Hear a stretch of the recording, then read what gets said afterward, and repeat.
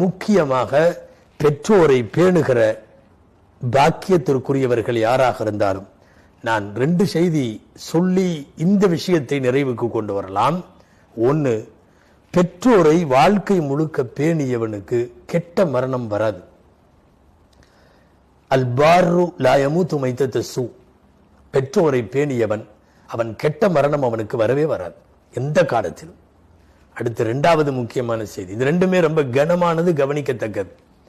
2வது செய்தி, இந்த உலகத்தில் பெற்றோரை எவனாவது நோவினைப்படுத்தினால் மறுமை வரை அவன் தண்டனை தள்ளி போகாது. இந்த உலகத்திலேயே அல்லாஹ் காட்டுவான்.